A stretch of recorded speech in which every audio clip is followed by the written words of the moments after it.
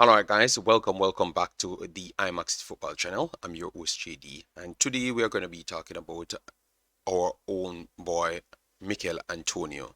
We've heard some speculations around his career at West Ham at this point, and not his career, but his actual position at West Ham. Obviously, we saw SCAMACCA came in, and his time kind of dwindled, even though sometimes when he came on, he looked even better than SCAMACCA. So we wanted to detail it a little bit further and ask what should he do. So let me know in the comment section what say you guys on the matter. We're gonna detail everything, the rumors connected to come into the club, the player that is. Look at that player, look at what they had there, and what they do have there, and what would be the best fit move for him. But you can still make your decision in the comment section. So let me go down here just to give you the necessary information. So as you can see there, Michail Antonio, definitely a talent, a true talent in the game of football, and for the West Ham team, he's definitely a legend. Last year when he tried to come and play for Jamaica,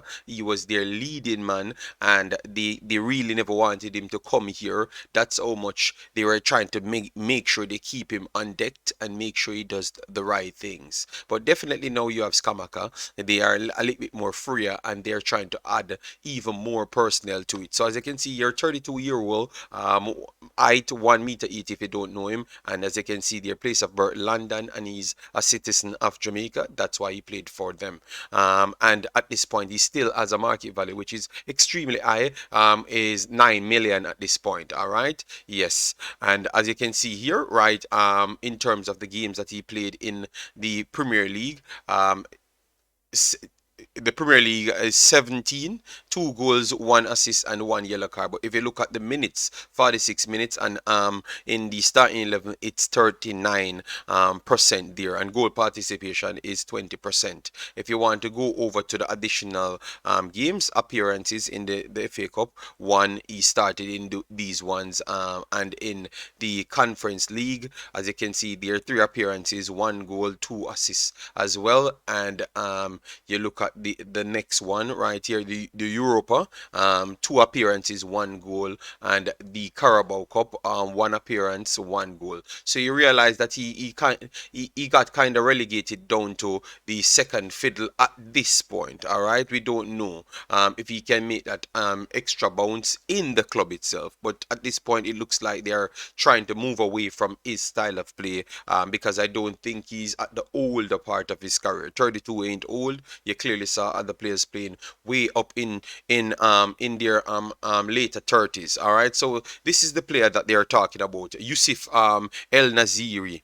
He played for Morocco in the World Cup, knocked out Portugal. That was one of his main goals. Yes, he knocked out Portugal in that game, 1-0. All right, very good, talented striker. Dribbling ability, he got it. Aerial prowess, he got it. Good speed, good height. He does have, and he has a good stamina. So he's a decent player. And out of the other two there, not out, but if he would have come to the club, I truly believe that he would have been the best striker there. And maybe this is exactly what West Ham needs. Let me know in the comment section, because we can't be biased because we're talking about our player. All right, I still believe that he would be considered the better out of all of them. He brings skill sets that could unlock additional players there. All right, I truly believe that what the skill set that Michail Antonio brought is completely different. He can push back personnel, but En-Nesyri can push back personnel and still add a goal threat better than Michail Antonio at this point, in my estimation. All right, yes, so that's why I would say so. So as they said here, West Ham makes approach to sign Sevilla striker on loan deal after 2022 World Cup success. All right, so that's what all the tabloids keep saying, and that's why we have to ask what's next for Michail Antonio. We're going to get to the final part. Oh, does that impact Jamaica's team right after, guys? All right, so you can see here a comparison table of SCAMACCA in the West Ham team right now. As you can see, the first thing jump out to you, one market value is 30 million compared to 9 million. But you can look at the vast age. SCAMACCA is 24. Obviously, he's a big frame of 1 meter 95, but he doesn't play big. I think Michail Antonio plays a little bit bigger than him because Michail Antonio is very much physical. All right, yes, and he came in, he held his own. To be honest, not saying that he is far better than Michail Antonio. I think Michael versatility was a little bit different, a little bit better for the team due to the fact that he was there for a while now. So that's the reason why he's still so somewhat valuable to them just the same. Because if SCAMACCA not working for the first 50 minutes, they tend to change him out right after. So it's not like they are completely done with him. All right, yes. He had an opportunity to go to Wolves. Wolves seems to want to buy him. At the start of the season, Newcastle tried to get him, but definitely every single time someone comes in with a request or something, they have been pushed off by West Ham and David Moyes. All right, so as you can see, SCAMACCA is a player that keeps pushing. You can look at the wavelength for everything, market value for everything, and the successes of the players, the travels of the players. SCAMACCA, he seems to be a personnel that is well traveled from youth. All right, so he's not a personnel that cannot rise. As you can see, he played in the Eredivisie and Italy, so he goes over. So I do expect him to be successful in the Premier League due to the fact that size changing in the Premier League at this point, and also he's a well-traveled personnel. So Michail Antonio has his work cut out for him here. For me,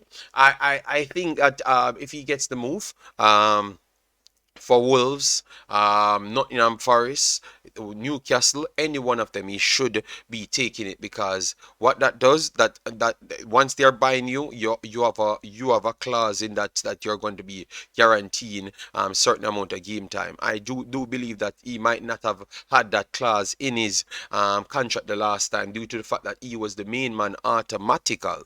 All right, so maybe that was the problem. So obviously reset and a transfer would just help him put in some of these clauses, because sometimes you trust clubs, and then the club turn around and bite you in certain instances. So that's why I would say, hold on. If you get the move, I think any one of the moves, he will definitely guarantee them getting better. Newcastle, I think he would have brought something different to Newcastle. Sometimes Newcastle playing the bigger team, they seem to slip back, but they are still good enough to pass out. But they need a person that can bully the defense to push them back faster and do have speed and strength. Michail Antonio brought all of that to his game and caused us as a problem. Obviously, his goals output is not the best, but I think in a Newcastle team, he would have advanced them. The same thing for Wolves. Wolves can definitely play the football and keep the football and create, even against big teams. So Michail Antonio in those channels would have offered something astronomically better to them and maybe keep them up. You have Raul Jimenez still there, and that would have take some pressure off him to recover properly and come back into the fold, to be honest. So I think Michail Antonio, any one of these opportunities he does get, he should go on and take it and try to do his best there. How does this impact Jamaica? Not getting more game time, the coach clearly said he wants players playing at their club. Obviously, he's getting enough game time to be selected just the same, but maybe people would perceive it as he's withering down and being 32. All right, so him moving to greener pastures would have opened door to prove to people that yeah, he's still legit the main man, because I truly believe that he is the main striker and one of the main player, if not the main player for Jamaica. You could say Ethan Pinnock might be the best player for Jamaica. You have Andre Blake doing good things and always be solid. You have Leon Bailey, the younger one with the high market value, so people could perceive him as maybe one of the best. Then you have Ravel Morrison. People could have perceived to be one of the best. Tell you what, who would you consider the best and the main man for Jamaica national team in the comment section? Let me know, guys. So that's what I would say, but I still believe that you would consider as the main man for Jamaica, or one of the main men for Jamaica, period. But it would still affect in certain circumstances with selection. It might affect him in two ways. If he's busy, he's not getting off the bench, that is one. And if he's not in the right frame of mind, that is two. All right, yes. So off the bench could affect his selection, and on the bench. No, on the bench could affect his selection, and on the bench, not really getting the game time can sway his mindset to not being the beast type person, the high confident person to go out there and do his job. So these are little things that I've looked at. So let me know, guys. It's just a thought on it. What should Michail Antonio do? And if you have any other personnel that you want me to cover, let me know. I have one or two more videos coming similar to this, so look out for that. All right, guys. So smash the like button, share, and definitely subscribe. Peace out. See you in the next one.